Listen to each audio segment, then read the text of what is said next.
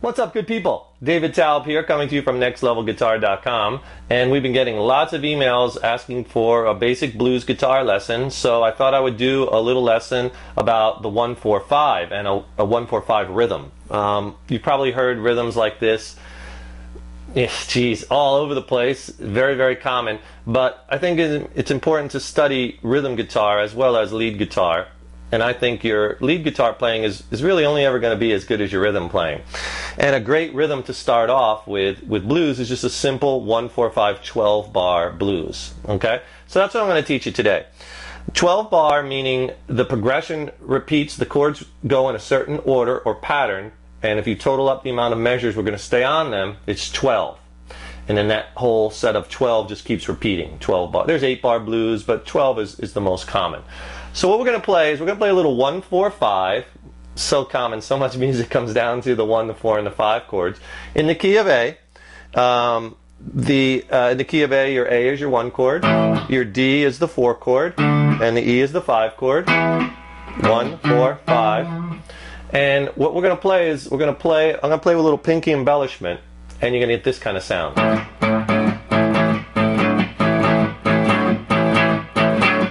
You've heard this many times. You can do it slow, you can do it fast. Doing it with a palm mute, you could do it. Did it in the key of E. I mean, it's just very, very common. And then, so I'm going to explain to you the actual number of times on each chord, and I'm going to show you up close what I'm doing. So to play a 12 bar, you're going to stay on the 1 chord or the A for 4 bars or 4 measures. And just count it off like 1 and 2 and 3 and 4.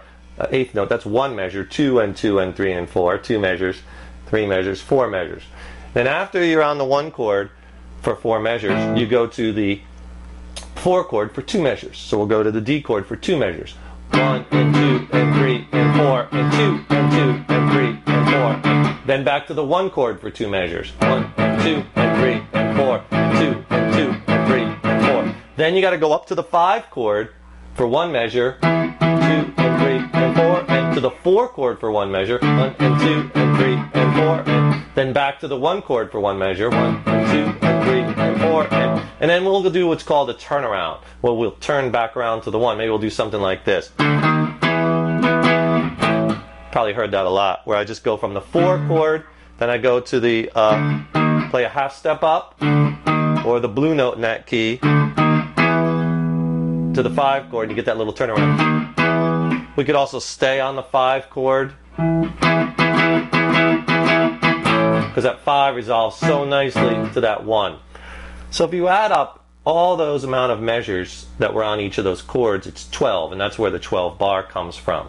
So it's the 1 chord for 4 measures, the 4 chord for 2 measures, that's 6, the 1 chord for 2 measures, that's 8, the 5 chord for 1 measure, 9, the 4 chord for 1 measure, 10, the 1 chord for 1 measure, 11, and then you could do the measure of the turnaround. 12, okay? Sounds complex, but after a while you'll just get this hang of it. And it's whenever you get together with other musicians, a lot of times it's like, let's just play a 1-4-5, because everyone knows it. It's so important. So I'll play through the whole thing, but before I do that, I want to wheel up the camera close and show you how I'm using my pinky to embellish the chords. Okay, what I'm doing to get this sound with my pinky is I'm playing, for all of these chords, I'm playing just the 5th chord, just a 2-note chord, the root and the 5th. So for the A, I'm playing 5th fret on the A, on the low E string, the A note, and the 7th fret on the A string, the E note. And then when I go to the D chord, I'm playing the 5th fret on the A string, the D note, and the A note, which is the 7th fret on the D string. And then when I go to the E chord, I'm playing the E 5th, which is the 7th fret on the A string, and the 9th fret, the B note, on the D string. 1, 4, 5. But what I'm doing is I'm skipping a fret, and then with my pinky, I'm grabbing, I'm playing that chord, which is basically, I'm just grabbing a whole step away from my 3rd finger. I'm grabbing the pinky on that A string. And that's how I get that. Down, down, down. So I'm hitting it once and then letting it up. Bop, bop, bop, bop, bop, bop, bop, bop, bop, bop. And same thing on the 4 chord. Except the pinky now drops down to the D string. See, that's all that is. Same thing when I go up to the E chord.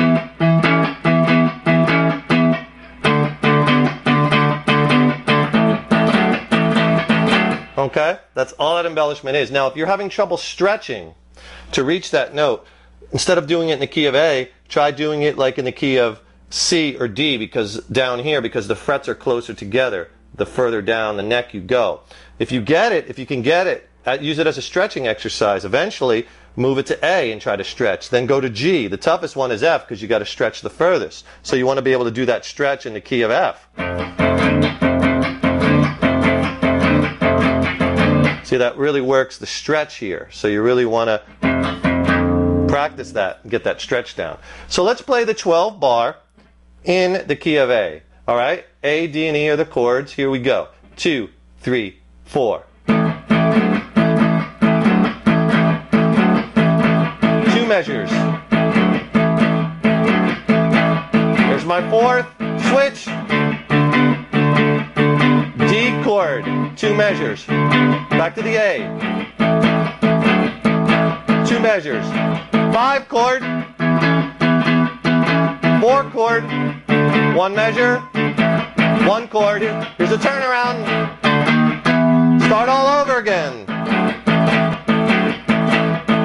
And so on and so forth, okay? So try that, and then also try this turnaround.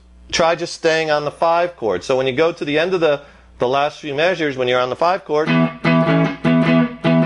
4 chord, back to the 1 chord, start over. See, that time when I didn't play for the turnaround, I just went to the 5 chord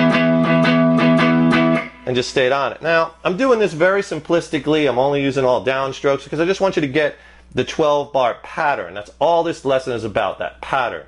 4 measures on the 1, 2 measures on the 4 chord, and so on and so forth. So get that pattern down and then start playing it in different keys. In G, you can even do it with a palm mute. Lay your palm right on the strings. Sound familiar? Same pattern. Right?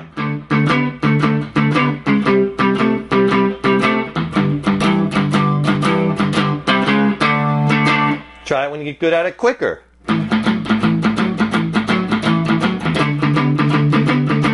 But get that pinky working. This is great work for the pinky, great stretch, great embellishment, and it's just a simple 1-4-5 that every guitar player should have in their arsenal. Okay? Nothing groundbreaking, but very important. So enjoy that, get that 1-4-5 pattern down, jam with your friends, and we will see you in the next lesson. Rock on.